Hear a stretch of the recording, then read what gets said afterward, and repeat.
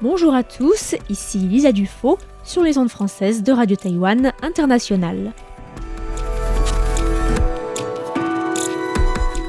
C'est l'heure de la revue Asie-Pacifique, une sélection de sujets d'actualité alternée d'émissions thématiques sur l'Asie-Pacifique.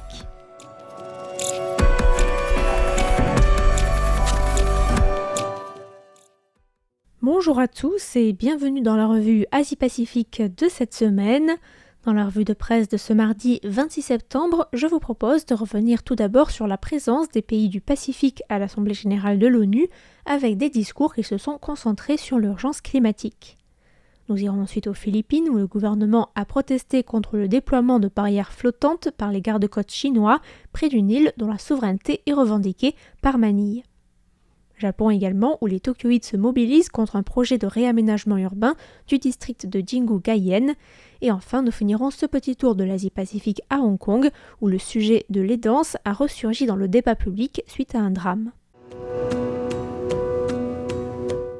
Le président américain Joe Biden a accueilli hier et accueille encore aujourd'hui à la Maison-Blanche les dirigeants des pays du Pacifique pour le second sommet États-Unis Forum des îles du Pacifique. Un communiqué de la Maison-Blanche a indiqué que les discussions portaient principalement sur la lutte contre la crise climatique, le développement durable et la croissance économique, le renforcement de la sécurité sanitaire ou encore sur la lutte contre la pêche illégale. Le sommet, pensé par Washington pour renforcer le partenariat entre les États-Unis et le Pacifique et pour contrer l'influence croissante de la Chine dans cette région stratégique, est toutefois marqué par l'absence notable du Premier ministre des îles Salomon, Manasseh Sogavare, qui a refusé l'invitation en indiquant avoir reçu cette dernière trop tard. Une absence qui est loin de passer inaperçue dans un contexte de rapprochement entre Honiara et Pékin. Le Premier ministre salomonien n'a d'ailleurs pas tari d'éloges sur son partenaire chinois lors de son discours prononcé vendredi dernier à l'Assemblée générale de l'ONU, saluant la politique des nouvelles routes de la soie mise en place par Xi Jinping et le travail de la Chine comme partenaire de développement dans le pays du Pacifique. Pendant le débat général de l'ONU, la semaine dernière, les dirigeants des pays du Pacifique se sont succédés à la tribune pour alerter sur la crise climatique. Le président de Nauru, Russ Kuhn, a ainsi appelé à rendre plus abordable l'accès au développement et à la lutte contre les changements climatiques, tout en rappelant qu'il restait attaché à l'objectif de l'accord de Paris, qui consiste à ne pas dépasser les 1,5 degrés de réchauffement climatique par rapport au niveau pré-industriel.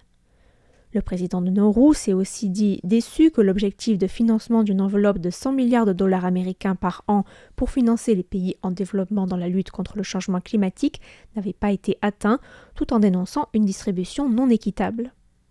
Quant au représentant permanent du Vanuatu près de l'ONU, Odo Tevi, il a insisté sur la nécessité d'organiser le financement des pertes et des dommages dans le cadre des conséquences des changements climatiques. Le président des Palaos, Surangul Whipps Jr., s'est aussi exprimé, demandant également de faciliter l'accès à la finance climatique pour les plus petits pays en développement et insistant sur la responsabilité des puissances du G20, en appelant également à la négociation d'un traité de non-prolifération des énergies fossiles. Le quotidien philippin Manila Times a rapporté que les gardes-côtes philippins avaient effectué une opération spéciale pour enlever la barrière flottante installée par les gardes-côtes chinois qui bloquait l'entrée sud de Bajo de Masinloc, nom philippin donné au récif de Scarborough. Le rapport publié par les gardes-côtes philippins indique que l'opération a été menée en accord avec les instructions du président philippin Ferdinand Marcos Jr. L'épisode remonte à samedi dernier, lorsqu'une patrouille menée par les gardes-côtes philippins et le personnel du Bureau des pêches et des ressources aquatiques a découvert qu'une barrière flottante avait été déployée par les gardes-côtes chinois alors que leur bateau était en train d'approcher de la zone. Le Manila Times a aussi rapporté que les gardes-côtes chinois avaient chassé le bateau de patrouille du bureau philippin avec des avertissements radio affirmant qu'il s'agissait d'une intrusion dans le territoire chinois. Le récif de Scarborough est situé à 198 km de la baie de Subic, sur la côte ouest de l'île de Luçon, dans la province de Zambales. Le récif est situé dans la zone économique exclusive philippine, mais est occupé militairement depuis 2012 par la Chine, qui en interdit désormais l'accès. Ce malgré un jugement de la Cour permanente d'arbitrage de La Haye, qui a jugé en 2016 qu'il n'y avait, je cite, aucun fondement juridique pour que la Chine revendique des droits historiques sur des ressources dans les zones maritimes à l'intérieur de la ligne en 9 traits. Mais la Chine a refusé de participer au jugement et Taïwan, qui revendique également la souveraineté sur le récif, n'a pas été consulté et a donc également refusé de reconnaître la validité du jugement. Un communiqué conjoint des deux agences a condamné le déploiement de la barrière et le conseiller à la sécurité nationale des Philippines, Eduardo Año, a condamné l'installation des barrières en affirmant que de telles actions, je cite, violaient, je cite, les droits de pêche traditionnels des pêcheurs philippins dont les droits ont été affirmés par le jugement de 2016. Du côté chinois, le porte-parole des Affaires étrangères Wang Wenbing a déclaré lundi que le récif de Scarborough faisait partie intégrante de la Chine. Eduardo Año, qui est aussi le président de l'unité nationale opérationnelle pour la mer des Philippines orientales, n'a pas précisé quand l'opération avait été menée, mais a justifié cette dernière en déclarant que la barrière posait des risques pour la navigation et violait clairement le droit international, tout en empêchant les pêcheurs philippins de mener leurs activités dans cette zone par ailleurs riche en poissons.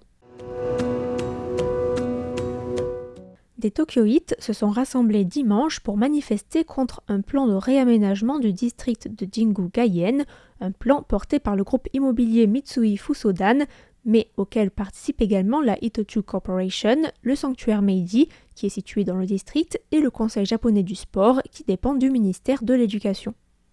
Le plan, approuvé en février dernier par la gouverneure de Tokyo Yuriko Koike, prévoit notamment la construction de 2 gratte-ciel de 200 mètres de haut et d'une tour de 80 mètres. Il implique également de raser un stade de baseball construit en 1926 pour le reconstruire ensuite, de même qu'un stade de rugby situé à proximité.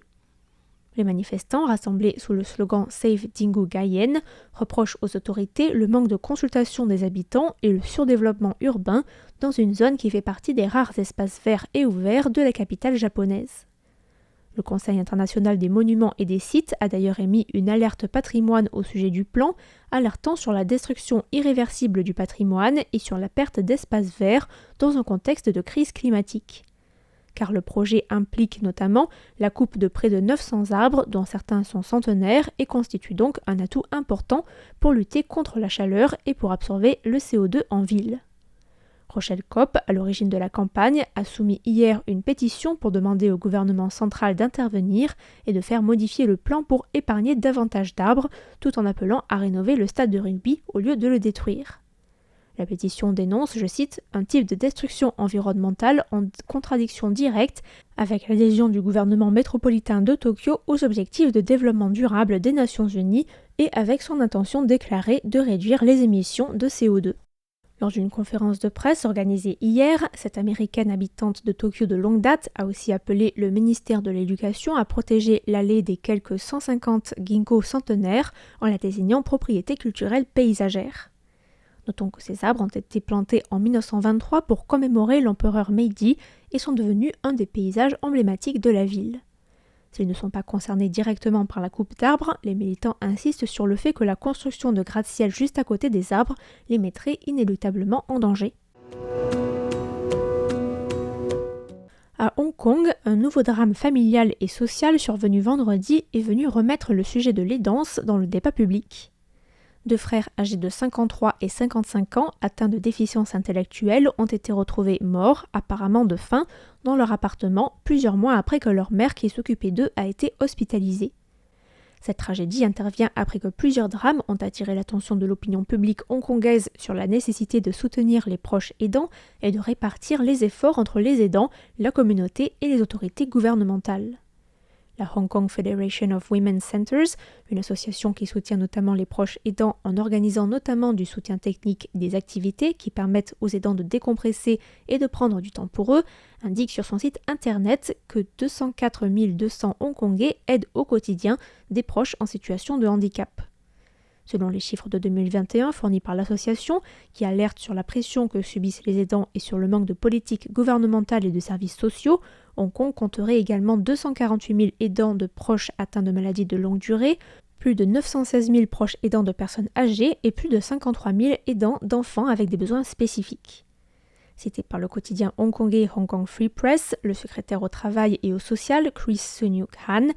a déclaré qu'il n'y avait aucune trace de demande d'aide à son département de la part de la famille en question, tout en reconnaissant que le gouvernement devait renforcer le filet de sécurité sociale pour soutenir les aidants. Le secrétaire au travail et au social a aussi affirmé que le gouvernement allait coopérer étroitement avec les autres organisations pour identifier les familles dans le besoin et a également demandé aux citoyens de rester en alerte et de prendre soin de leurs voisins. Également citée par le quotidien, la députée Doreen Kung a quant à elle suggéré le développement d'un système central interministériel pour partager les informations sur les dossiers à haut risque.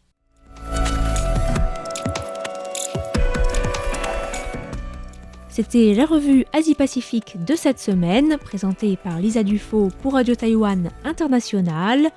Merci pour votre écoute et à la semaine prochaine.